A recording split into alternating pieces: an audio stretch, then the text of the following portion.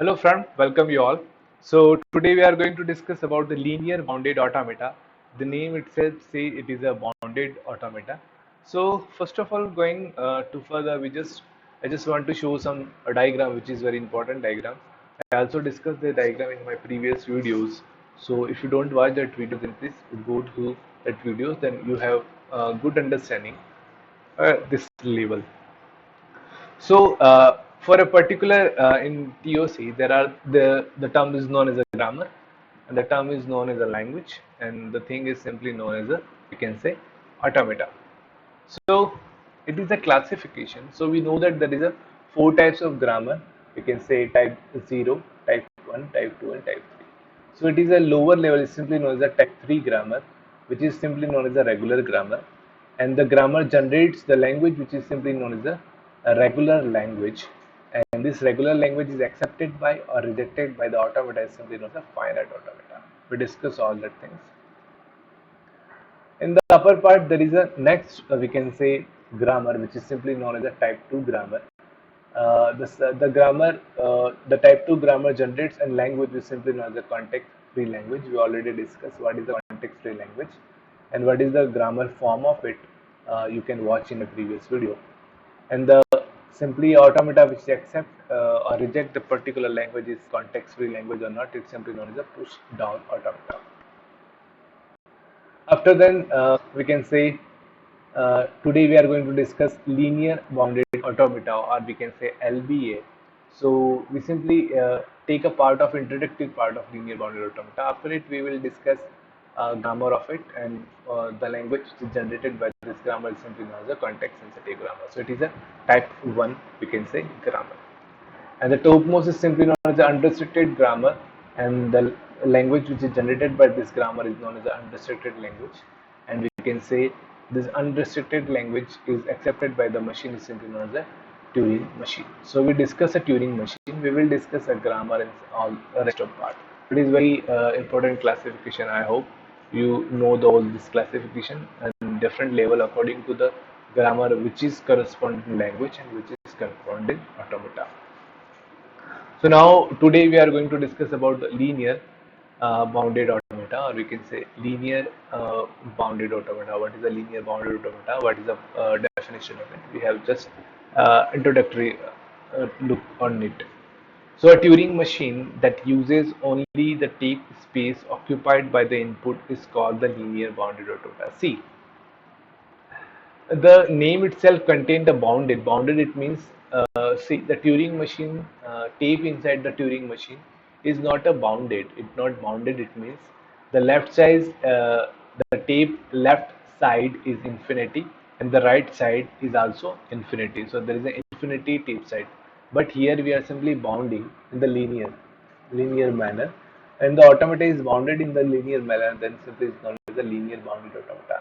But now thing is that what the condition we use to bound that particular automata. Bound it means was the size will limit a tape size, on which basis the tape size we will limit.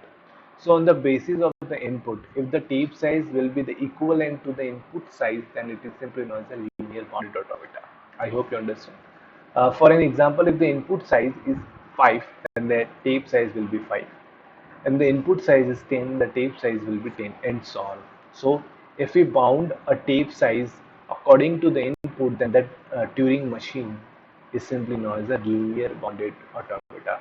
I hope you watched my previous video in which we make so many modifications in the Turing machine. We also use a bounded Turing machine which we bound the left side or right side and something like that. Another definition, very simple definition, it is a non-deterministic Turing machine. See, the linear bounded automata is a non-deterministic. What is a non-deterministic? Non-deterministic, it means for a particular input there is a more than one derivation. One derivation, it means more than one move. If at a particular state we have one input, then we get more than one output or more than one movement. Then simply known as a non-deterministic. So it is a non-deterministic Turing machine in which the tape size is equal to the input. So what is the size of tape? I already told you. If the input tape size is equivalent to the input size, then simply it is known as linear bounded automata. The linear bounded automata is more powerful than the push down automata, definitely. the push down automata having the less power as compared to the linear bounded automata. Now, the tape is bounded already, I told you.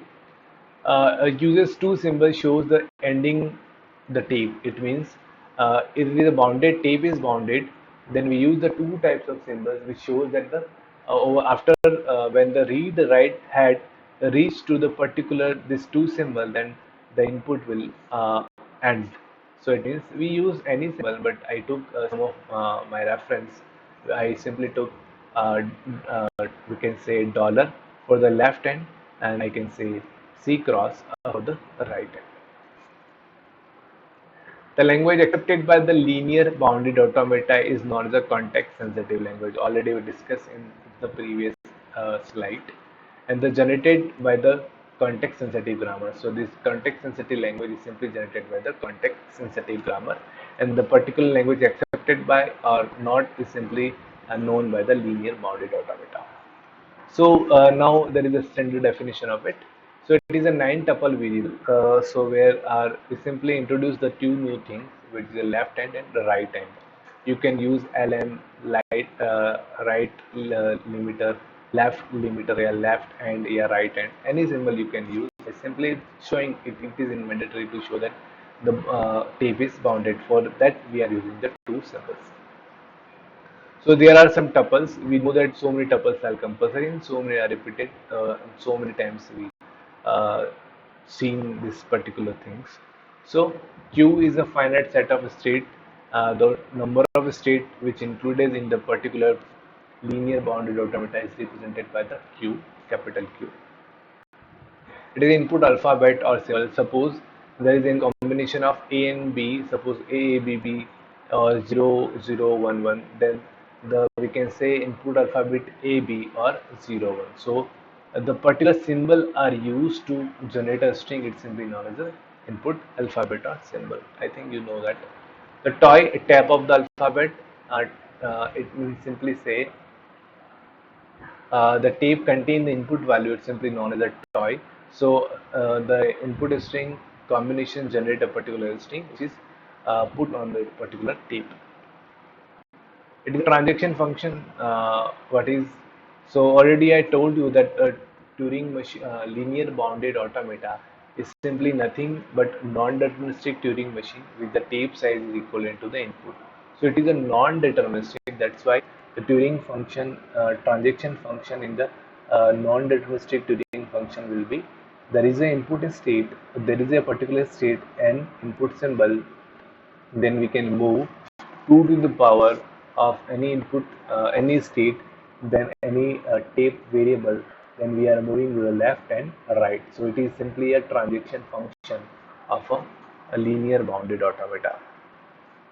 Then Q naught, it simply shows that is the initial state.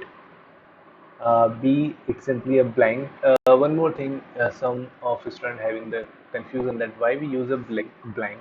It may be possible that we required to replace a particular input symbol with a blank. So B blank is simply represent there is a nothing any input string, but it not represent the end of particular tape. So end is represented only by the dollar and the C cross. So F is a set of final state. Maybe there are some one final state or more than one final state that is simply represented by the set of capital F. And dollar it's simply known as the left hand symbol, and the C cross simply represented by the right hand symbol. So here is simply a diagram. It simply shows that what is a finite automata modified, which is represented as a linear bounded automata. So it is a tape. So the in between size is equivalent to the input size, and the left hand is stopped by the dollar, and the right hand is stopped by the C cross. So inside there is an input which is fixed size according to the length of the input. Then when this read write head moves to the left side and read the dollar, it means now the tape is end. And when it goes to the right side and find the C cross, it means it is conclude that the tape is end over here. So I hope you understand this basic concept of I can say linear bounded automata. There is one important thing you have to be noted down that if any non-deterministic Turing machine tape size is equivalent to the particular input, then it is known as a linear bounded automata. That is the one point. And another point is a tape is always indicated by two indicators, or we can say two endpoints, which is the left endpoints and right endpoints. We use any symbol for representing the endpoints. So it is important. So it's simply introduction part of linear bounded automata. In the upcoming videos, we are going to discuss some detail about on it. I hope you understand this explanation. I try to my best to explain you these things. So I feel very happy if you ask me any question if you have any doubt on this particular explanation. So thank you very much.